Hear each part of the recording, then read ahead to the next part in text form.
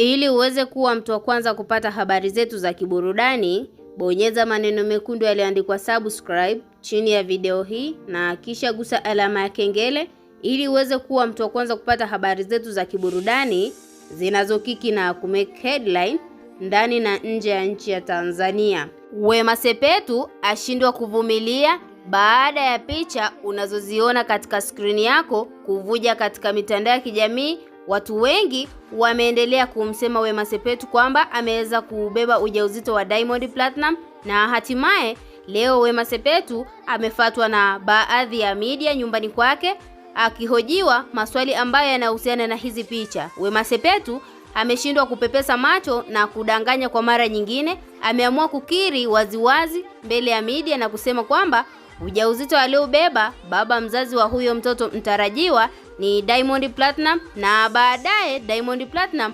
aliweza kumpongeza kwa jambo ambalo ameweza kulifanya, kwa sababu walitarajia kwamba litaweza kuwa siri, na siri hii waliweza kuificha tangu kile kipindi cha uchaguzi. Ikumbukwe Diamond Platinum alikuwa na mahusiano ya chini chini na Wema Sepetu. Kama ulikuwa ukifuatilia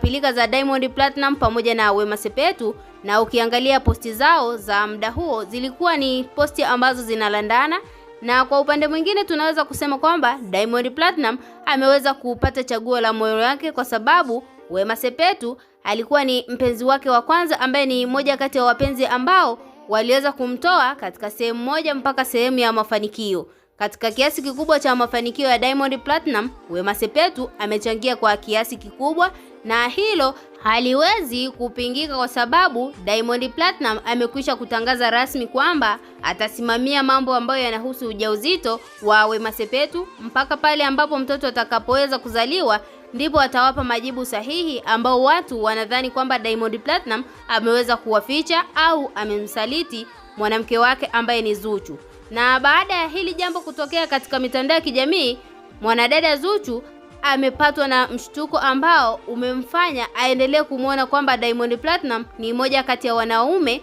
ambao ni waongo. Ikumbuke hata hapo nyuma mwanadada Zuchu alikuwa akilalamika kwamba Diamond Platinum amekuwa akitoka na mavideo vixen ambao amekuwa akifanya nao kazi, na wale wadada wote ambao wanakuwa akimshobokea katika mitandao ya kijamii ni kweli, kwa sababu hata kwa upande mwingine mwanadada Zuchu alikwisha kuwahi kusema kwamba katika mitandao ya kijamii wale wote ambao wanampigia au kumtumia meseji mpenzi wake simu za usiku ni marufuku, na hatimaye Diamond Platinum alikomenti vitu vya ajabu katika zile reels ambazo ameziposti mwanadada Zuchu. Tuachie maoni yako ndani ya comment section, na vile usisahau kusubscribe.